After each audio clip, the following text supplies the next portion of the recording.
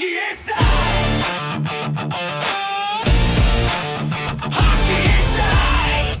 Další týden Extraligy je za náma a to znamená další díl podcastu Hockey Inside. Dneska naposledy bez Filipa, ale nově se speciálním hostem, kterým je fotbalový ligový rozhodčí a zároveň velký fanoušek Pardubic a bývalý bubeník na jižní tribuně Dominik Starý. Ahoj kluci. Čau pánové, Čau, zdravím vás. čau. Čau. Sponzorem podcastu je česká značka Iceborne, kde je momentálně k prodeji nová kolekce, tak se určitě mrkněte. Myslím, že by si mohl každý vybrat, kdo má rád hokej. A než se vrhneme na hokej, za pár dní se rozeběhne i fotbalová liga, tak ty jako rozhodčí se třeba v téhle pauze připravuješ, nebo jak vypadá tvoje příprava, Tomčo? Jo, tak já jsem, dejme tomu týden po konci sezóny podzimní části jsem si dal volno, pak jsem den po Vánocích začal trénovat, tak mě tam trošku, jsem to přerušil nějakou virózkou, ale teď už dobrý, jak makám a zítra zrovna odlítáme na týden do teplých krajin, no, takže ještě balím věci a hurá pryč. Počkej, to odlítáte jako, to osobně odlítáš, ne jako nějaký Ne, soustředěný rozhodčí. všichni máme seminář na Tenerife. Pustý, To taky není špatný. Takhle v lednu z té zimy si vyrazit, když jako tam asi budete mít nějaký fyzický testy nebo ale tak něco.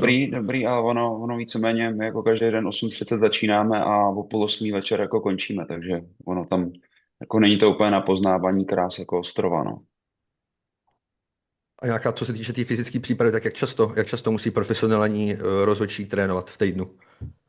Tak já chodím každý den, já to nějak jako střídám běhy fitko, nebo respektive do fitka každý den a plus tomu 3krát do týdne zařazuju nějaký jako běhy, no, takže víceméně to je takový v uvozovkách jako full time, no. A máš to zároveň ke svýmu jakoby soukromému nebo civilnímu zaměstnání. Jo, přesně tak. A už víš teď, jakým zápasem budeš začínat, nebo to se ještě neví? Ne, nejdřív musím splnit všechno, co musím na Tenerife a pak uvidíme, no. No počkej, jak to funguje, když dejme tomu, bys třeba nesplnil nějaký ty jejich fyzický tak máš jako nějakou možnost na reparát, nebo... Jo, tak pak ono se může stát, samozřejmě, že nějaký kluci třeba budou nemocní nebo někomu to nemusí sednout, takže pak tam jsou nějaký náhradní termíny, no, to samozřejmě není hned, takže určitě pak o nějaký kolo člověk jako přijde. Máte nějakou speciální fotbalovou otázku na tomu, když ho tady máme z začátku? A mě možná jo, člověče, mě by docela zajímalo, jaký si myslíš, Domčo, že by měli jako dobrý rozhodčí, jaký 3 hlavní vlastnosti by měl mít za tebe. A tak vlastně s těma v dnešním fotbalu, jako jak se zvyšují jako ty nároky jako na hráče fyzický, tak ruku v ruce se zvyšují i na rozhodčí. Jo. Ono, když to vlastně vezmete, kolikrát prostě hráči střídají vyčerpání nebo nějaký křeče, když to jako, nám se to jako stát nemůže, jo. Takže jako tam nárok určitě na to fyzično být musí. No. Určitě člověk musí být nějaká osobnost do jistý míry, prostě je potřeba nějaký sebevědomí, protože říkám, obzvlášť takhle, pak ty vyšší soutěže, je to přenášený v televizi, hodně lidí, takže člověk se z toho nesmí s prominutím nějak posrat. No a jako teoretická vybavenost je jako taky potřeba, no. Vždycky bychom jako měli bychom být jako chytřejší než hráči, jo, aby nás jako na něčem neudělali, takže to jsou asi 3 věci takhle, které mě jako napadají. Ale když se tě zeptám, ale mě vždycky zajímalo takhle rozhodčí, co tě vlastně k tomu vede jít dělat rozhodčího? Že tě jako baví, když po tobě v práci lidi řvou, nebo jaký tam je hlavní jako motivace toho?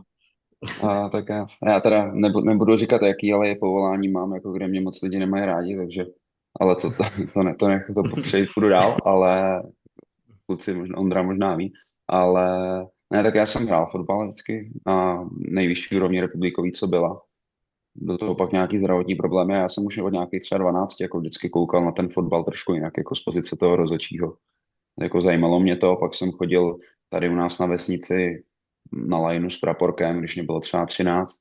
No, takže to nějak jako přirozeně jsem do toho vplul, že mě to jako vlastně bavilo i víc, než jako ta pozice toho hráče. No. Mhm. A když se zeptám, když jsem tady takhle jenom 3, tak prozradíš nám nějaký výsledky z prvního kola v jarní části? Já ani nevím, co se hraje za zápasy. Ale.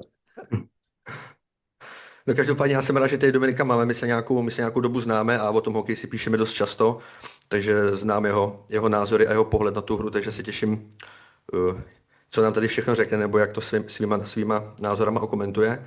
A řekl bych si asi nějaký témata, aby aby věděli i lidi, co dneska budeme probírat, tak začal bych, vrátíme se ještě k 20 reprezentaci, kde skončil teda trenér Augusta a měl by ho nahradit pan Moták. Pak se přesuneme do dospělé reprezentace, kde budeme mít kemp v Varech, nominovaný hráči z Evropy plus náhradníci. To si taky řekneme, který to byli. Pak bych probral podpis do Boleslavy Hradka Koblížka, opačným směrem, nebo respektive do Hradce šel z Boleslavy Mousis. A pak se mrkneme na nějaký zápasy, co se hráli v týdnu a řekneme si i něco o pardubickém Bčku. Pak bychom se přesunuli na Hero, kde si klasicky rozebereme Pardubice, Spartu, Kometu a řekneme si i nějaký zajímavý podpisy, co se tak nějak pomalu derou na povrch. Jestli Matěj Staranský zamíří do Česka, jestli to budou Pardubice nebo Kometa, to si pak taky všechno řekneme. Řekneme si, co Malcolm Cuben, jak na tom je a probereme si i případný posily pro Spartu, pro Kometu a už tam jsou i nějaký trenérský změny. Takže si myslím, že to dneska bude výživný a asi se do toho můžeme pomalu pustit. Tak začneme tou 20. Moták konec a respektive Augusta konec a náhra by měl být Moták, tak je to dobrý krok, špatný, jak to vidíte vy, kluci. No, tak jestli to můžu říct první. Já už jsem dneska to Ondrovi i tak nějak psal. Hele, mě ten Moták jako na Extraligu mě přijde jako dobrý trenér, ale když to řeknu k té 20 a k tomu stylu hry, jak se poslední dobou prezentujeme, tak se trošku bojím, aby to nebyl krok dozadu, protože ta 20 se snaží hrát, že jo, aktivně, snažíme se být jakoby furt na puku a nevím, jestli zrovna Moták je ten trenér pro tu 20 a pro tady ten styl hokeje, no. Protože když se koukneme na poslední zápasy s Kanadou, tak to už není, že bychom hráli za Anděura a byli připosraný, ale naopak kolikrát diktujeme to tempo my, tak si právě říkám, aby to nebyl krok dozadu. Jak to vidíte třeba vy? Ale za mě to říkáš naprosto přesně. Já prostě Motáka mám zafixovanýho jako totálně defenzivního trenéra, který jako ten jeho styl vychází, že z té totálně zajištěné obrany, kdy prostě nejdřív bráníme, potom útočíme a ono je to vlastně jako v pořádku. Ale já si úplně přesně říkám, jestli tohle je správný trenér pro národní tým U20, který ti má ty hráče ještě pořád jako nějakým způsobem budovat a připravovat. Dejme tomu i v nějakém jako ohledu, ty potřebuješ hrát aktivní styl, aby si těch hráčů třeba všimli skauti a tak dále. A já si třeba, by mě hrozně zajímalo, jak by vypadala ta letošní 20 pod Motákem. Jak by vypadal třeba, že jo, Galvas pod Motákem a tak dále. Na tomhle jako v úvozovkách tradu prostě vydělá Sparta víc za mě. No, já se to můžu doplnit. No, ještě promiň, ještě jedna věc. Záleží samozřejmě hrozně na tom, jaký on bude mít k sobě asáky. Jaký bude vlastně celý ten trenérský tým, tam pak jak si rozážou role a tak dále. Jako, takhle je vidět, že jste si dobrá skupina, nebo že já tomu tak jako rozumím tomu hokeji, že mám stejný názor, co máte vy. Jo. Já se přiznám, že když jsem to někde poprvé čet, tak jsem se trošku zděsil, protože přesně jak říkáte, vlastně pod tím Augustou, já nevím, Kruce tam měl, že jo, Reichla, předtím tam byl vlastně Láďa Šmíd, Kobráncům, pokud se nepletu. A takže myslím si, že všichni jako vyznavači nějakého moderního hokeje a hlavně jako aktivního hokeje. A přesně jak říkáte, myslím, že hlavně jako na těch posledních 20, když vlastně tam ten materiál nějaký jako byl, tak hráli aktivní, jako pěkný, opravdu pohledný hokej, jo. A takhle myslím si, že to je ta cesta. A jako všechna čest před panem Motákem, jako co zvlád Třinci. Ale jako asi se shodneme, že úplně těm výsledkům jako nedošly nějakým jako koukatelným hokejem, jo. Takže já radši budu koukat na 20, který budou aktivně. Občas prostě vypadnou holt jako ve čtvrtfinále. A ne, aby to bylo, já nevím, 10 let zpátky, když prostě, nevím, třeba nebyl takový materiál pod panem Přerostem a podobně, jak to hráli na 0-0, klepali se, aby jsme dostali v 59. minutě góla, no, takže Jenže nejhorší je, že ono i pod tím Přerostem, tak on tam ten materiál byl, ale to je pravda, asi Kauly a podobně ale právě díky tomu, jakým stylem jsme hráli, tak tam tady ty hráči podle mě měli tak trochu svázaný ruce. A ono si myslím, že těm hráčům, když nedáte takovou tu v úvozovkách volnost, tak nevyniknou a naopak spíš do toho systému nezapadnou. No. Já si třeba nedokážu představit, že by se hrála nějaký zajištěný Zanděur a měli bychom tam Galvase, Jiříčka a tady ty obránce. No. Jako proto mě vlastně překvapuje, že vůbec jako to jméno jako padá do úvahy, jo. Pokud vlastně opravdu vidí teda, jak vlastně ať už teda pod Rulíkem předtím, teď pod tím Augustou se hraje a jako jestli, nevím, jestli jako se čeká, že pak, že teda pan Moták jako přijde najednou s něčím jiným, co mu třeba není úplně vlastní a jako nebo jestli to chtějí jako úplně překopat, jo. Takže za mě by to byla opravdu jako škoda, no. Zajímá, vím si, že ten Augusta ten to vlastně avizoval celkem dopředu, že to je jeho poslední sezóna u té 20. A tím, že skončil Moták v Třinci, tak tomu dost jakoby nahrálo v tom směru, že ten Moták připadá v úvahu k té 20. Ale mě by zajímalo, kdyby ten Moták neskončil, z jakých třeba trenérů by se k té 20. jako vybíralo, víš, protože ono zase, co si budem, nemáš úplně tady tolik trenérů, že by si řekl, který by byl jako vhodný k té 20, protože to je taky jako specifický, nemáš to seniorskou reprezentaci, není to práce jako v klubu, máš to vlastně vždycky, není to prostě každodenní práce s tím týmem, takže by mě zajímalo, z koho by třeba vybírali, víš. Ale já jsem z tady toho důvodu i trošku zklamaný, protože já osobně, já teda nevím, jak Robert Reichl, že jo, tam se hodně teda skloňuje, že by měli dělat právě hlavního do Litvínova od příští sezóny, ale čekal jsem, že by si to mohl převzít on, no, protože tam přece jenom s tím Augustou byl dlouho a kolikrát i ten Reichl tam měl nějaký slovo jakoby v tom týmu, tak jsem trošku čekal, jestli to dá on, ale přesně jak říká Ondra, no, já jsem to chtěl říct, že kdyby vlastně ten Moták neskončil, tak kdo by tam vůbec byl uvažovaný jako nástupce, no. Ale to je asi jako to, že my prostě ty trenéry nemáme, no. A za mě ještě jako jedna věc, a to je to, že ty potřebuješ podle mě do toho trenérského štábu zrovna u těch 20 nějakou opravdu jako personu. A to jako teď to vyzní hrozně vošklivě, ale jestli si mám tady z tohohle pohledu vzít na váhy pana Motáka a pana Reichla, tak za mě to jako je naprosto jasný. A možná takový dotaz na vás, protože já vlastně sám nevím, jaký na to mám názor. Umíte si představit, že hlavní trenér U20 je zároveň hlavní trenér extraligového týmu? Tak nebylo by to poprvé, že jo, co se to stalo. Radim Rulík byl takhle v Pardubicích, udělal stříbro, ale Alojz Adamčík už dopředu avizoval, že chce mít jenom trenéra, co se bude věnovat té 20, že nechce jakoby mít to, takže to si myslím, že ani nebude a musel by to být typu, nevím, kdyby fakt neměli náhradu a plácnu nějakým způsobem by ukecali třeba právě toho Augustu, že by měl Spartu a zároveň i 20 takhle by dělal, ale jinak si to asi nedokážu úplně představit. No. Já si jako vlastně myslím v dnešní době, jak ty týmy mají všechny už ty realizáky jako širší, máš vlastně minimálně 2-3 asistenti jako v každém týmu, tak pokud by třeba byl jak v tom týmu, z kterého vlastně by se nějak rekrutoval ten trenér a i v té 20 vlastně by tam byl jako širší realizák, měl ty lidi třeba, který mu s tím budou pomáhat, kvalitní lidi, tak jako představit to dovedu, ale jak vlastně Tomáš říkal, tak tam si myslím, že to jako nepřipadá v úvahu, no potom, co vlastně bylo řečeno.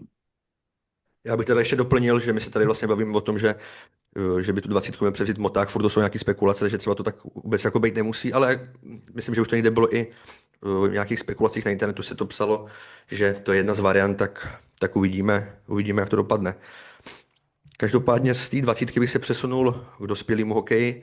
Olympiáda je za rohem a na začátku února čeká reprezentaci kemp v Karlových Varech, kde by měli být hráči z Evropy plus i náhradníci. Mezi těma náhradníkama by měl být Honza Šťotka, měl by tam být Hajčus, Kondel, Chlapík a z U20 si vzal Rulík Maříka do brány, Galvase, Hocha a Sikoru. Tak nejdřív asi co ty náhradníci, čekali se tam třeba nějaký jiný jméno, nebo někdo vás překvapil? Já teď nevím, jestli to jsou náhradníci vloženi z extraligy, jestli to je jenom nějaký jakoby takový kemp, nebo jestli to jsou náhradníci celkově, že vlastně tam není nikdo typu Matěj Bliml, že nevím úplně, co se o toho myslet, ale i s těma hráči z té 20, tak to je za mě nějaký jakoby poděkování za tu jejich práci, že dostanou jakoby tady tu šanci, myslím si, že pro ně to taky do budoucna může něco přinést. Ale když jak řekl ty jména těch náhradníků, tak třeba s Filipem Chlapíkem nemám problém, ten hraje jakoby suprovej hokej, ale jako čekal jsem, že tam třeba bude i ten Matěj Bliml, ve finále třeba i ten Filip Chytil, ale čekám, no. Jakože člověk neví, jak to ve finále je, to jsou fakt jako oficiálně jenom tady ty náhradníci, nevím. Já si upřímně myslím, že to máš spíš jenom jako hráči nějaký vytipovaný na jako rozšíření toho tréninku.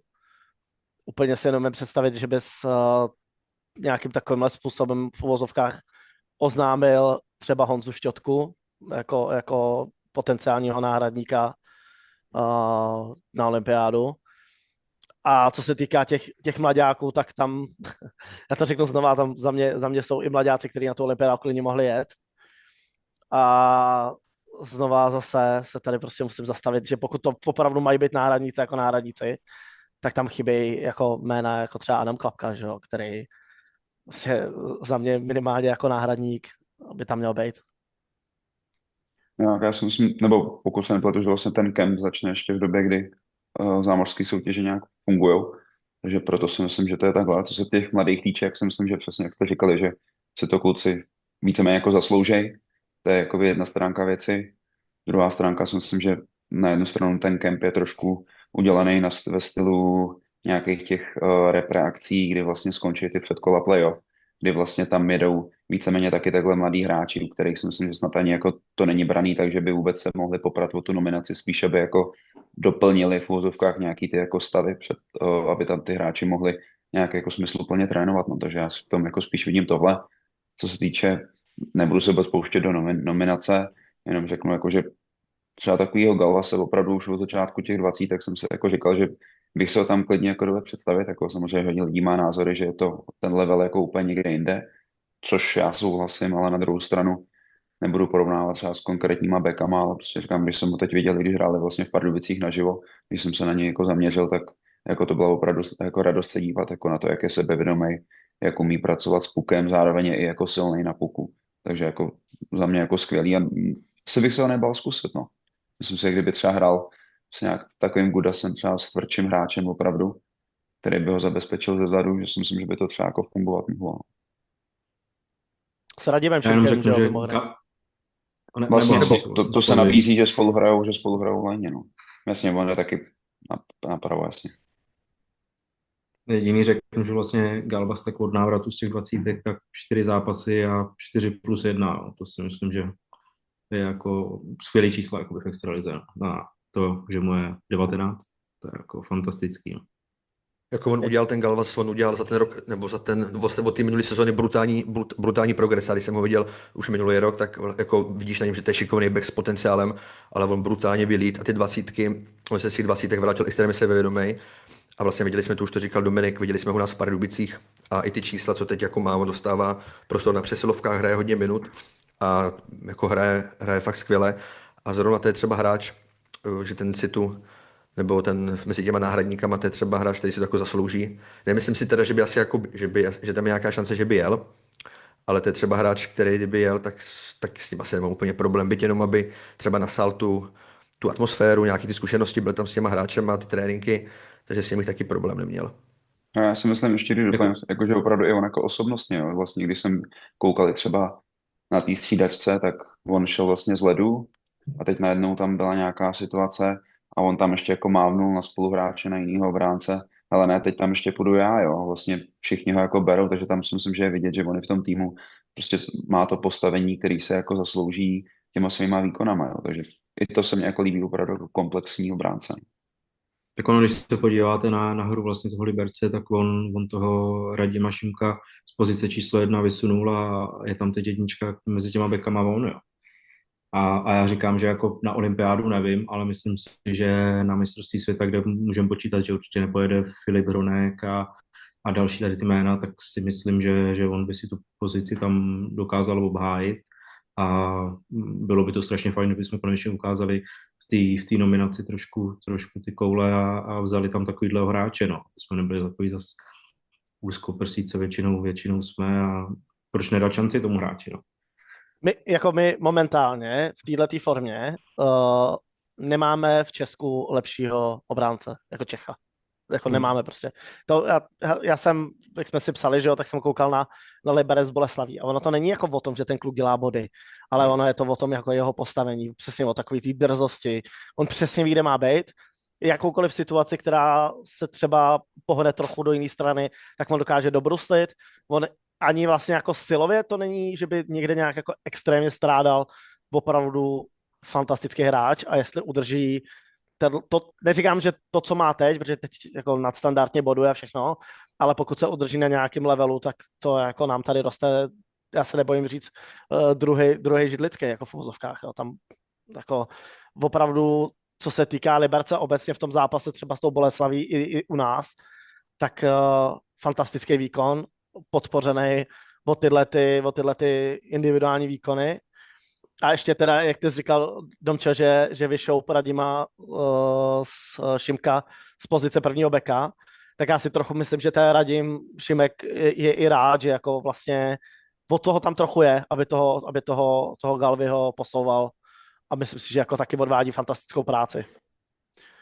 Tak ono vlastně na tom Radimu Šimkovi minulý rok de facto stála celá hra toho Liberce a myslím si, že on je taky rád určitě, když se to jakoby ty role rozdělej. Ale já chci jenom říct, jak říká, že silově super, já si myslím, že pro ně bude strašně důležitý, jak zvládne playoff, protože tam se přece jenom ten hokej hraje jiný a tam je důležitý, jestli dokáže být dominantní pak i v tom playoff, ale za mě říkám, že jestli bude takhle hrát i playoff, tak nevidím důvod, proč by neměl jet do Švýcarska v květnu.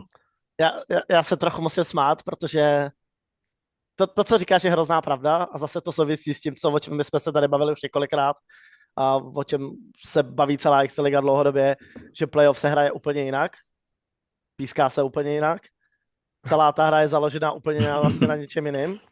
Takže věřím tomu, že třeba kdyby hrál ve Finsku a předváděl ty výkony v základní části ve Finsku takový, jako předvádí tady, tak to playoff není takový rozdíl. V Čechách to bude jako sakra velký rozdíl. A jsem na to hrozně zvědavý. Fakt se na něj těším.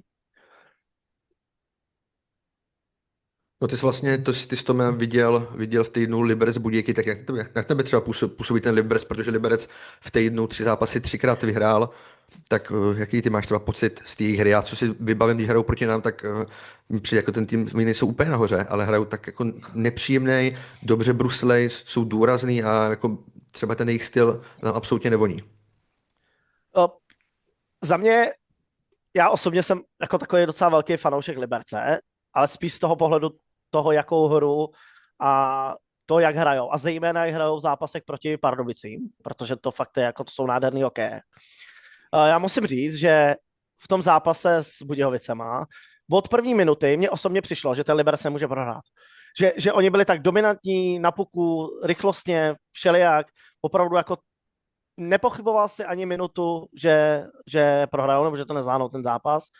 Další věc je ty prostě vstoupíš do zápasu, Budějovice udělají 2 jako hrubý chyby, obrovské chyby na začátku utkání.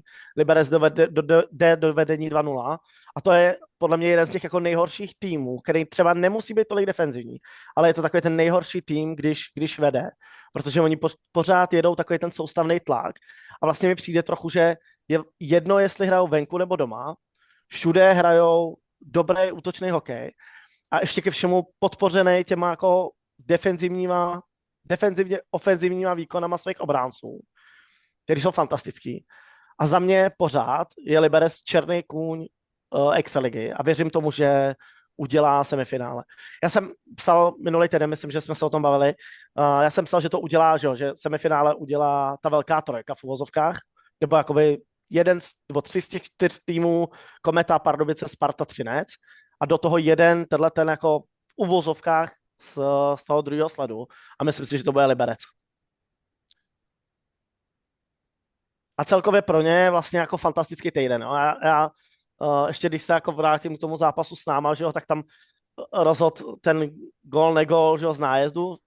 Nevíme, jak by to bylo. Pro ně by to bylo zase jako o bod víc. A úplně nesouhlasím s tím, že v základní části jeden bod tam, jeden bod sem nerozhoduje. Když se podíváme na tu tabulku, tak to je tak narvaný, že pro ten Liberec by ten jeden bod mohl ve finále znamenat to, že oni se nedostanou do té 4. A tam bych jako na jejich místě byl hodně kyselej. Byť je pravda, že třeba zápas u nich s Pardubicem a ten zase nezvládli rozhodčí na druhou stranu, že jo. To si pojďme říct. Ale jinak fantasticky. Já tě do toho Tome rychle skočím. Já jsem na začátku říkal, že ten Liberec, že není tak vysoko, teď koukám na tabulku, oni jsou teda 4. A ten jeden bod, který mi třeba chyběl s náma, nebo který jako přišli u nás, tak vlastně by mohli být druhý, no. Měli by 71 jako Plzeň. Takže ten Liberec, no, on jako tak nenápadně se dostal na to 4. místo. A já souhlasím s tím, že to může být černý kůň toho playoff. Ale ono to je tou tabulkou extraligy, jo. Se teď bavíme, že je čtvrtý a příští týden můžeme natáčet, že Liberec je 8. Jo. Ono se to, jak se to všechno mění a jak to je vyrovnaný, tak to je každý týden pomalu jinak. No. Krom, tak nějak, když to řekneme, toho prvního a posledního místa, tak se tam toho moc nemění. Když jsem říkal, že Liberec v týdnu 3krát vyhrál, tak kdo 3krát prohrál je Litvínov. Tak jak vy koukáte na Litvínov, třeba Dominiku rozhodčí, jestli bys to mohl svýma nějakýma těma, protože tam vlastně bylo období, že ten Litvínov se nějakým způsobem nadechoval, stáhnul ten tým před sebou, nevím, na 4-5 bodů a teď zase prostě nabrali porážky a zase jim to utíká, tak já si myslím, že o týmu, který půjde do baráže, i když teda je nějakých 10 kol ještě dokonce, tak za mě už asi ten Litvínov si ty baráže nevyhne. Jo, já si myslím, že tam vlastně ono to šlo trošku ruku v ruce, že se jim vlastně Kašovci uzdravili, nebo respektive celkově ten tým se jim uzdravil a vlastně já když jsem pak viděl v těch Pardubicích, když hráli, tak nebo byli bez nich, jo, plus jsem tam, myslím, chyběl ještě někdo v útoku a myslím, že ten kádr je jako strašně úzký, jo, že opravdu tam, když jim my taky třeba nám vypadnou 4 hráči, ale furt ještě nějakou šířkou jako dokážeme nahradit, když to ten Litvínov, když jim vypadnou ty Kašovci, tak je to jako strašně znát, jo. Nebo když jsem třeba tam viděl jako tu druhou lineu, když jsem měl na ten zápas, tak jsem si jako říkal, že to nemůže dopadnout, že to musí být jako klepec, což teda nakonec nebyl, ale tam jim, že nevyšlo jim to zase, ten David zase je chvilku zraněný, Ondra se vrátil, ale nejde jim to, no, prohráli důležitý zápasy, kde opravdu se to třeba lámalo, vím, že tam byla nějaká jako otočka a jak říkáš, no těch 9 bodů, furt je teda nějakých 9 kol nebo 10 kol, něco takového, ale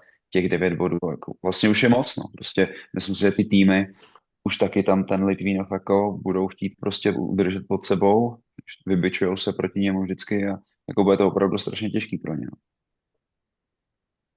Ono, když se podíváme dneska na tabulku, tak Litvínov má i nejvíc předehraných zápasů, takže jemu už zbývají 8 zápasů do konce té základní části a hlavně pro ně to je strašně těžký. No. Oni tam byl takový malej nádech, že se dostali na nějaký 2-3 body na tu Boleslav s tím Kladnem, ale pak udělali zase šňůru pro her a zase jsou na nějakých teď 11 bodech. No. Což si myslím, No. že už v této době už je asi i nějak nereálný to i dohnat. No.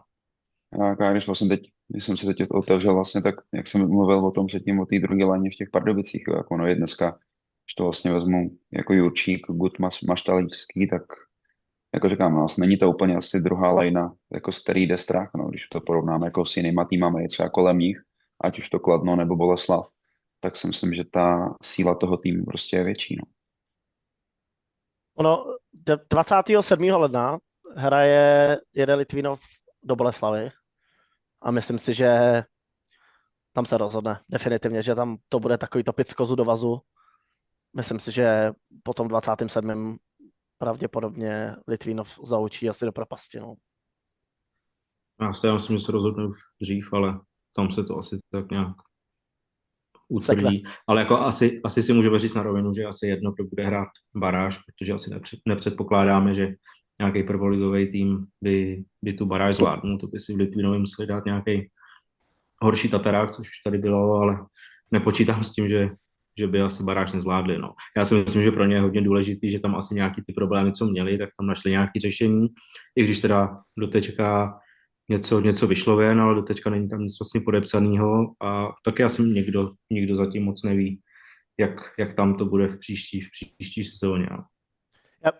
Já hrozně věřím v to, že tam promluví ta historie Litvínova z pohledu toho, co oni mají za hvězdy, který vychovali do toho hokeje, že jo, Martin Ručický, Jiří Šléger a tak dále, a že tyhle ty lidi okolo to jako padnout nenechají ten Litvínov. Nebo chci tomu věřit, protože můžeme se bavit o tom, jestli si tady umíme třeba představit někoho jiného v té extralize, ale ve chvíli, kdy Litvínov třeba, nevím, řeknu, zmodernizuje zimák, budou na tom finančně stabilně, tak si myslím, že do té extraligy z nějakého pohledu patří, byť samozřejmě žít z minulosti se úplně nedá, ale je to otázka. No já si třeba jevím Laskra Pardubický Bčko, viď, baráž. A jako nás myslím, No, já říkám, Povídej. povídej. No, jako ono k tomu tvým, jako samozřejmě ty osobnosti, že to je jako jasný, tohle, co jsi vlastně vyjmenoval. Na druhou stranu, ale oni ty peníze si myslím jako nevyndají, no, že tam prostě musí stejně sehnat. Je to nějaký jako závazek, dejme tomu, oni se jako zaštítějí těma lidma, což jako je super oproti třeba jiným klubům, který to nemají. Ale furt někde toho nějakého partnera, po případě partnery sehnat musí a já si myslím, že jako v tom kraji tam obecně, že to jako není úplně jednoduchý, jo. A ono na druhou stranu, že historicky třeba Jihlava a podobně taky jako vychovali hodně nějakých hráčů, ale taky, že pak vlastně peníze tam nebyly v jednu chvíli a vlastně jak to skončilo, no, to samý další kluby, takže bude to o tom, ale jako taky se mi chce věřit, že nakonec to tam nějak jako dopadne dobře, ale to nejsem se tím úplně stejný. Vy se to Já trošku zase, když to nakousli. řeknu, nebo jenom já to jenom dopovím, já když to řeknu jenom ze svého pohledu, tak vlastně spoustu lidí v Litvínově nebo tak nějak to bere, jakoby, že se ten klub zachrání, že tam vlastně přijdou tyhle legendy, ale zase jako na druhou stranu chci říct, že vlastně ten Jirka Šléger tam byl a není to zase tak dlouho a ten Litvínov nehrál lepší hokej. Já myslím, že i za Šlégra nebo to, co tam taky hrála baráž nebo minimálně nějaký to play-out. A na druhou stranu já zase říkám, z historie se taky nedá žít pořád, oni tam furt žijou v nějaký bublině Nagano, spoustu tady těch, ale už to bude jako 30 let. A hlavně mně přijde, že v tady té době, co sem chodí za hráče a tak si myslím, že by se tomu měly přizpůsobit ty podmínky a prostě dávat tady do nekonečna nějaký výjimky, co má Litvínov, Boleslav. Když máme v první lize stadion, jako má Jihlava, tak si myslím, že to je na jednu stranu škoda, no. A že by si měli trošku zapracovat na tom zázemí a pak případně hrát jakoby tu extraligu, no. Že bych si tady vysral pomalu na nějakou baráž, tu ligu bych klidně uzavřel, ať tam hrajou ty týmy, co splnějí jakoby veškeré ty podmínky a ten, kdo bude chtít hrát extraligu, tak ať ukáže na to, že na to má finance, zázemí a klidně, ať se do té soutěže vezme, no. A takhle si myslím, že by to mělo být, no. Vy jste to už nakousli, mě by zajímalo, jestli je vůbec reálný, aby tým z Maxa ligy, jestli je vůbec reálný, aby jako postoupil na úkor týmu z Extra ligy, jako země to je nastavený tak, že to prostě absolutně nejde, aby, dejme tomu i třeba ta Jihlava, takže samozřejmě nevíme, jaký tým se do té baráže dostane, ale za mě je absolutně nereálný, aby se tým z Maxa ligy potom po té cestě v tom playoff, aby dokázal tým z Extraligy porazit, nebo aby prostě vystřídal, protože ten tým tam nějakou dobu stojí, že jo, to je snad měsíc, nebo možná ještě díl, přes měsíc. Takže by mě zajímalo, jakým způsobem se ta Jihlava do té ligy dostane, protože tím, že mají nový stadion, novýho majitele, který taky bude určitě ambiciozní a nemyslím si, že by se spokojil s tím, že by hráli Maxa ligu. A já si třeba myslím, že jako složitý to určitě je, protože ta kvalita těch týmů, já si myslím, že je opravdu jako rozdíl té kvality je jako obrovský, jo, mezi prostě posledním týmem a nějakým nejlepším týmem jako tým Maxa ligy, takže já jako nevěřím tomu, že by jako ten tým tam došel a tak, jak to je teď nastavený, tak tam za mě jako jedině, že by prostě ten majitel nějaký se tam zbláznil a prostě obětoval peníze na to, aby zaplatil opravdu extraligový hráče extraligovými platama, jako na jednu sezonu v té Maxalize, jako byl takový jako all-in, že teď to jako musí být, no. Myslím si, že jako tak, jak to mají teď, i když se podívám na kádr, ať už Slávě, která tam vede, nebo ta Jihlava, tak si jako myslím, že ten tým jako ani ten Litvínov prostě také jako nemůže porazit.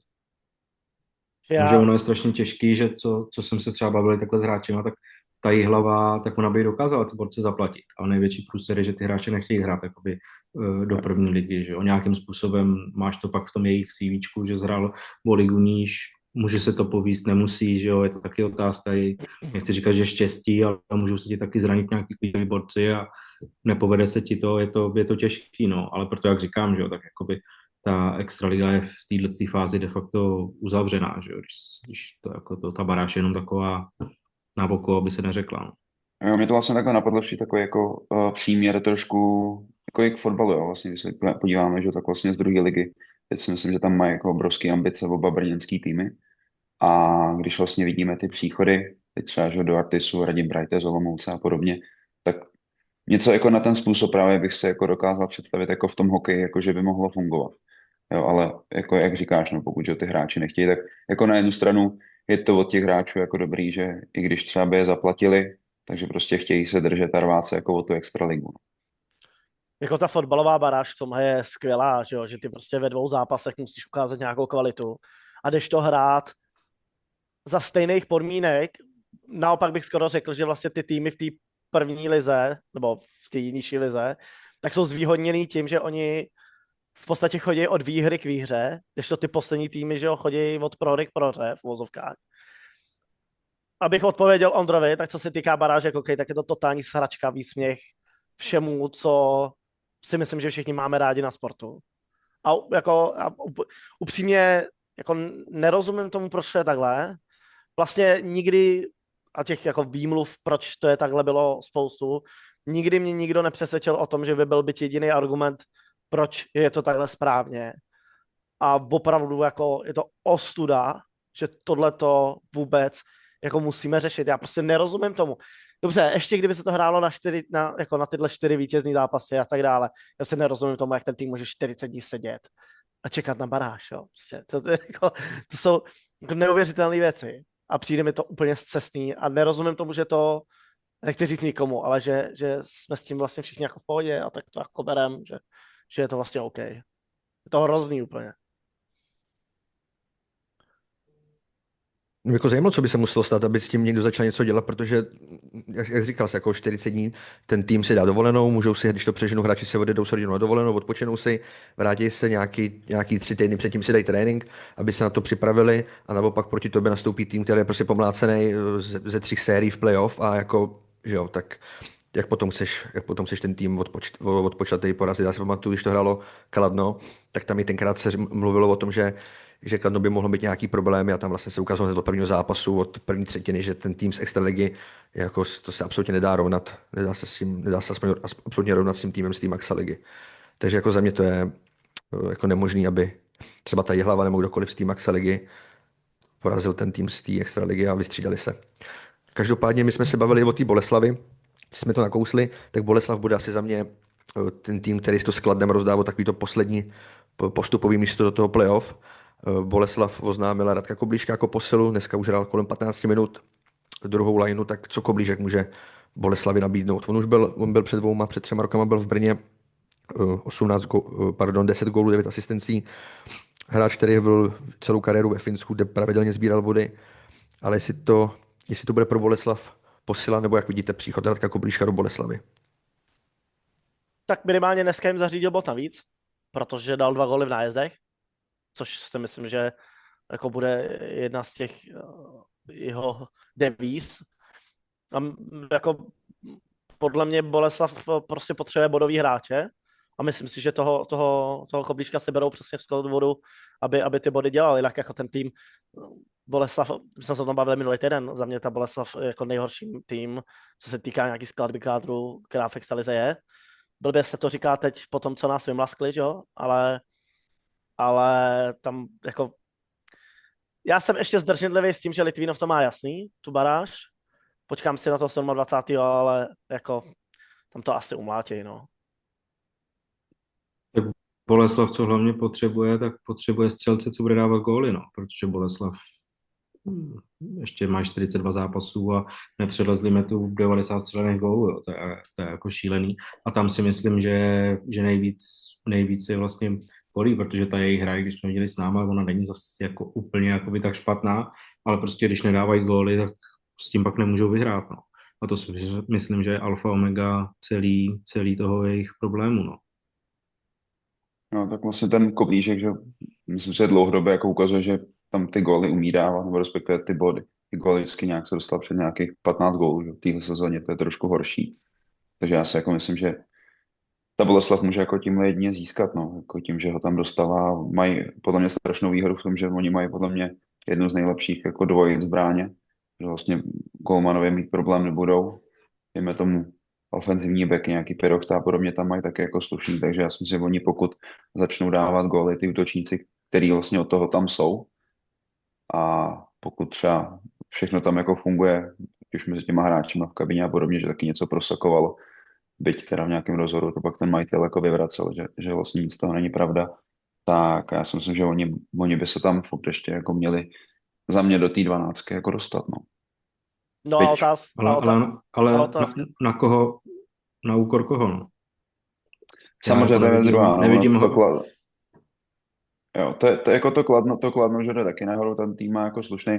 Já se jako přiznám, mě od začátku sezóny jako překvapuje Olomouc. Já prostě i tím, že vlastně hráli tu baráž, takže měli méně času na schání nějakých potenciálních posil a podobně. Asi ta finanční stránka jako tam nebude patřit jako k nejsilnějším v lize, tak ta Olomouc mě jako stále překvapuje. Já ještě před 5 kolama jsem furt si tak jako v duchu jako říkal, že ta Olomouc tam nakonec jako zahučí i pod ten Litvínov palec. Že se nevypadá, no, takže jako to říkáš jako správně, že jako místo koho, no, takže jo, jako budou to mít těžký, ale jak říkám, jako myslím si, že pokud začnou dávat góly ti hráči, kteří tam u toho jsou, tak si myslím, že Boleslav určitě jako ten Litvínov nad sebe jako nepustí. A já mám ještě jeden dotaz v reakci na Dominika Rozhodčího. Bude mít mladá Boleslav Filipa Pirochtu? Nebude. Odvážný krok docela, musím říct. Teď myslíš jako situaci. v téhle sezóně? V téhle sezóně ještě? Jo, počkej, Jo, ty jo, myslíš v téhle sezóně? Jo, v téhle sezóně, ptám se na tuhle sezónu. Jo, takhle, já vím, že po sezóně odchází, to si pak třeba řekneme dál, ale v téhle sezóně nevím, těžko říct, jestli to jako dotáhnou už teď, ale vím, že Filip Pirochta od další sezóny v Boleslavě určitě nebude. To vlastně potvrzal ten majitel, že v nějakém rozhovoru a tam jako říkal, že Pirochtovi jako 100% jako věří, že on je to jako takový charakter hráče, který jako do posledního dne do toho dá jako maximum, takže jak říkáš, jako v jejich situaci by mě to jako překvapilo a myslím si, že by museli získat jako, nebo že by respektive někdo třeba musel nabídnout jako zajímavý jako produkt jako na výměnu, když to jako řeknu. A ještě možná jeden dotaz, nevím, jestli jsme říkali, že to probereme v této části. Je dobře v momentální situaci, že se zbavili Steva Mousese? Já si myslím, že nevím, jestli to je dobře pro ně, ale myslím si, že to je veliká výhra pro Steva Mousese a že si myslím, že v Hradci ukáže, že ty goly prostě dávat umí. No. Já si myslím, že zkrátka ten systém, celková ta hra té Boleslavy, je tam problém se asi jako prosadit, no, protože hrajou, nevím, je to těžký, no, protože jako Steve Moses není jediný, kdo přestal dávat góly, že jo, nedává tam góly ani Lakatoš, nejvíc gólů tam má, nebo nejvíc bodových hráče Buchtele, jestli se nepletu, a ten tam asi nepřišel, ten, když to řeknu, tak tam přišel tak nějak dohrát kariéru, ale asi nikdo nečekal, že tam bude víc produktivitu a jakmile ti takhle neboduje víc hráčů, tak to není chyba jedince, ale spíš celkový ty hry ty Boleslavy, no. Já A si to myslím, ještě že zraněný. Takže já si myslím, že Buchta. Já si myslím, Aha. že jako do té bolky jako moc nezápadě, i v Brně třeba, že vlastně že si myslím, že to je typ, který potřebuje jako trošku jako volnost, takže to řeknu, aby i ty spoluhráči z té liny třeba trošku na ně jako pracovali. A což já si právě myslím, že v tom týmu, kam jde, tak že jako tohle umějí, no. Takže si myslím, že to jako může být výhra jak pro ten tým, tak jako pro něj. A ono to je asi i logický, protože jo, tak všichni známe, jakým stylem hry se prezentuje Hořava, že jo? A asi oni teď koncem nebudou mít výsledky 6-5 nebo 7-5, ale budou mít spíš takový 2-0, 2-1 a myslím si, že ten Moses tam ani by tam tak jakoby nezapadal, nebo de facto by té hře nic nepřinesl. No. Takže si myslím, že takový asi logický krok. Nicméně jsem teda čekal, že toho Moses se vyměnějí, nebo nějak tradujou, nebo pošlou pryč dřív teda, no. Myslím si, že to nechali na takovou poslední chvíli a kdyby ho třeba vytradovali ještě během listopadu, taky za ně třeba mohli dostat kvalitního hráče, co by si třeba u nich rozehrál. Je tam nějaká protihodnota vůbec toho Mousese? Myslím, že Ne. není, ne? Ale domluvili se údajně, Boleslav platí půlku platu a Hradec by měl taky platit půlku. Není to jako nic potvrzeného, ale zaznamenal jsem to, že takové spekulace nějak se o tom, někde to psali, že by se měli podělit jeho plat, protože co si budem, to úplně není hráč jako za 200 000. Takže ušetřej na firemní oktávce. Když se na to podíváme ještě z té druhé strany, jo, tak asi se všichni shodneme na tom, že pro Hradec je to výhra. Ale mně nějak vzadu v hlavě sedí takový to, že mně to nepřijde jako úplně typický hráč pro ten styl, kterým se Hradec prezentuje. Jasně, Dominik dobře říkal to, že tam umějí pracovat s tím, že některý hráči pracují na jiných v uvozovkách, bruslařsky a tak dále. Ale já si úplně nejsem jistý tím, jestli zrovna on jako tam zapadne do toho systému, který, a schválili jsme ten systém minulý týden, který Martinez hraje. Jo. Já bych jako Jsem trošičku skeptický, ale je teda pravda, že to jsem si říkal i o Lukášovi Radilovi. Tak jsem zvědavý za prvé, kam ho posadí, to bude první věc, kde bude hrát, s kým bude hrát. A jsem zvědavý, jak se mu bude dařit. Ale pro Hradec jako jednoznačně výhra. Ať to vlastně oni tímhletím nemůžou, jako pro ně tam nebyla, já nevidím žádná jako situace, kdy ten Hradec by si řekl, tohle je blbý, tohle jsme neměli dělat. Na to by si musel fakt dát 4 vlastňáky ve čtvrtfinále. Ale Jinak tam já si zase teda myslím, že ten styl hry toho Hradce a že vždycky na čem ztroskotal, ať to bylo v playoff nebo nějaký ty vypatý zápasy, že on tam právě neměl toho rozdílového hráče, toho střelce. A zase právě myslím, že naopak do toho systému jim zapadne, protože oni tam nemají vloženě žádného střelce, jako jo, Radil umí dávat góly, ukazuje, že umí dávat těch 15 gólů za tu sezónu, ale ten Moses je podle mě vyloženě střelec, něco jako byl typu ten Oksanen, že jo, jak tam byl dřív. No. Já vlastně bych jako taky tomu nevěřil, jo, kdyby nebylo respektive na tom příkladu toho Radila, to si myslím, že jako je super příklad, kdy vlastně mě jako u něj hlavně tu poslední sezónu jako chyběla jakákoliv jako rychlost, jo. Mně to přišlo až jako strašný rozdíl, že už prostě rychlostně to tam není jako silové bruslavsky a nevím, jestli on třeba nějaký jako změnil přípravu nebo jako jinak trénoval, ale přijde mi jako živější, nebo jestli to je právě tím, že tam jako mu tu lineu jako poskládali právě tak, jak to oni podle mě jako umějí. Tak já si myslím, že oni to sami jako dokážou s tím Mosesem. Ale já si myslím, že jak se říká, tak ho dali do liney a dali mu tam trošku i ty nohy od jiných hráčů. A zase na druhou stranu tu jeho holandskou sezónu je to těžký, jakoby říkat, jestli měl špatnou nebo neměl, protože když se podíváme na celkovou sezónu v loňské do těch Pardubic, tak tam bylo vidět, že jsme asi v létě úplně netrénovali tak, jak by se mělo, nejezdili nám tam nohy jakoby více hráčům, a hlavně on pak byl dlouho zraněný, že jo, a pak se i do toho dostávat. Myslím si, že mu mohli dát delší čas i na ten návrat a spíš, aby zapracoval na té fyzické jakoby stránce, aby byl připravený a že ten jeho návrat byl třeba uspěchaný, že nebyl ještě úplně v kondici, dlouho se do toho dostával, vesměs ty problémy, co tady všechno bylo, tak asi taky do toho nahrál. Jako je to těžký, ale jakoby v tom Hradci nedá se říct, že by tam hrál špatně, jakoby naopak mě třeba hodně překvapil. No. Mě v těch zápasech s náma jako se mě pak jako líbí, no. Jako ve všech směrech, jako, že prostě je vidět, jo, je si myslím jako nahecovaný, což je pochopitelný a opravdu jako hraje dobře, no. Ještě jedna věc s tím Lukášem Radilem je, by si taky musel uvědomit, že tady měl už v podstatě jiný úkoly. Tady, že ho hrál tu třetí lineu a začínali spoustu střídání v obranném pásmu. Jo, teď opravdu, že teď on hraje takový to, že chodí na to vazování v útočném pásmu, hraje ty přesovky tam, kde je potřebuje hrát a tak dále. A ono to pak taky vypadá úplně jinak, vlastně, když hraješ to, co chceš hrát a to, co se hrál celý život. Že jo. Tady opravdu už měli potom, že ze Zohym a takhle jiný úkoly, úplně jiný úkoly. My jsme se už trošku o tu Maxaligu, když odbočím, Maxaligu otřeli. Sledujete pardubický Bčko, nebo někdo jako ví, že by se to sledovali, Tome, třeba ty, jak to zatím hodnotíš? Začátek nic moc a teď? Sleduju to, nejezdím do Chrudimi, protože tam se nedá být, tam je taková kosa, že to je opravdu jako na angínu, i když tam jedeš v letě, to je fakt šílený úplně. Ale sleduju to a vlastně musím říct, že mně se ta provázanost líbí, byť by mohla být asi lepší, 100% by mohla být lepší. A mě vlastně až skoro řeknu s podivem, že to Bčko bylo tak dlouho, tak nízko v tabulce. Že si nemyslím, že ten kádr je tak špatný na to, aby musel lízat spodek tabulky. Ba naopak si myslím, že to opravdu může být jeden z těch černých konňů v playoff. Tam záleží jako samozřejmě, jak se k tomu přistoupí a tak dále. Ale mně se hrozně líbí ten styl vlastně, jakým se to Bčko prezentuje, ale spíš z toho pohledu, jako co tam najdem za hráče. Jo. Třeba jako Lukáš Žálčík, na kterýho, že jo, není to žádný jako megabruslař a tak dále, ale třeba střelu má fantastickou. Jo, jsou tam spousta těch mladých kluků juniorů.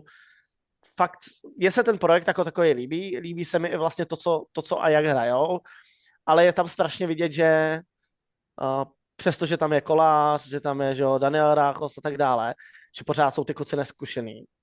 A pár těch zápasů prohráli i jako ve chvíli, kdy vedli třeba o 2 góly.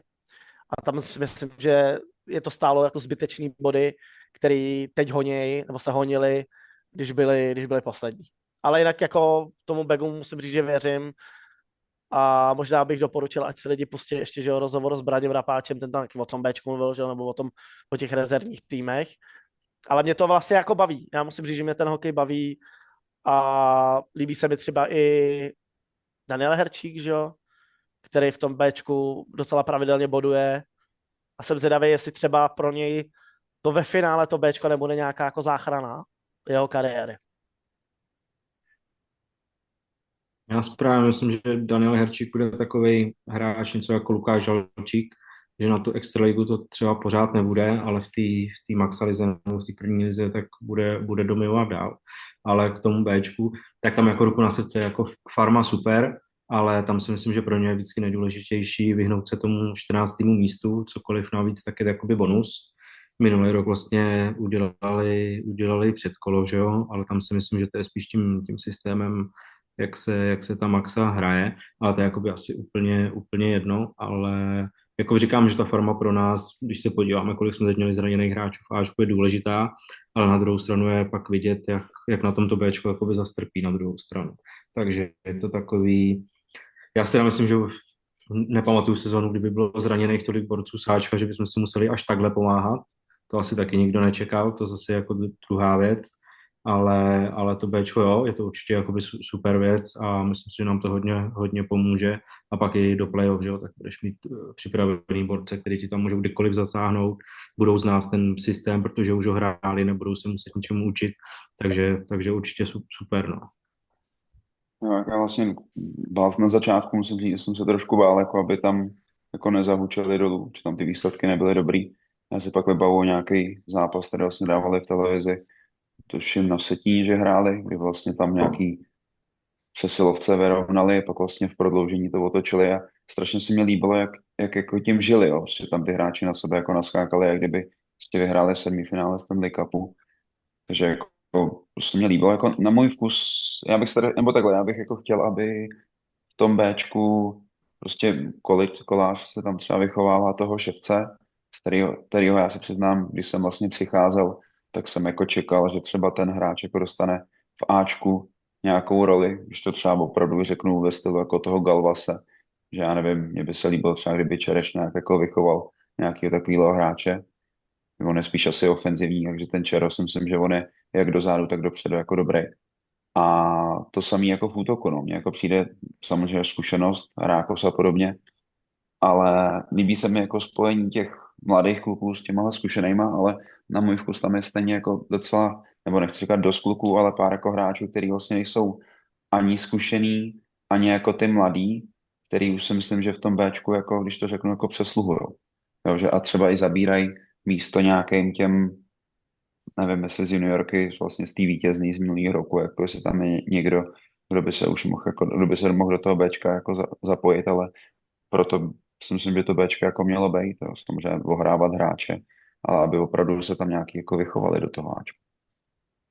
Já si myslím, že to je i tím, že tam vlastně třeba i ten Daniel Rákos nebo Honza Kolář z toho důvodu, že mně zase nepřijde vyloženě, když se kouknu pak na ten zbytek, že by vyloženě tam byl nějaký lídr, kdyby tam nebyly tyhle třeba v té kabině, tak třeba to je i možná tím, že tady jsou dál, těžko říct. Ne, počkejte, já jsem nemyslel právě Rákose s Kolářem, jo. Ty právě jsem, že to je dobře, že tam jsou, že mají kariéru za sebou, hlavně jako ten Honza Kolář, ale spíš tam třeba vidím jako nějaký hráče kolem nějakých 23, což už podle mě jako není na Maxa ligu, není jako mladý hráč. A tak spíš jako tyhle, jo, který v nějakých 24 prostě už tam jsou třeba, dejme tomu od juniorky nějaký 4 roky, tak ty jako už bych si představoval asi prostě, aby tam v tom Bčku jako úplně jako nezabírali to místo. Ale říkám, třeba to je jako prostě špatný jako pohled že na to. vidíš, že vidíš, že by měl udělat ten krok a jít třeba do ambicioznějšího týmu v té první lize, nebo třeba do extraligy. Nebo ne, tak obecně spíš si jako myslím, že ty hráči by za že jako stagnujou. Tak, že prostě za ty 3-4 roky by jako měli ukázat že třeba prostě se s nima dá do budoucna počítat opravdu jako pro tu extraligu. Tak abych asi pomalu z Bčka bych přešel na naše Ačko a Pardubice Matěj Stránský. Bude, nebude, co na to říkáte?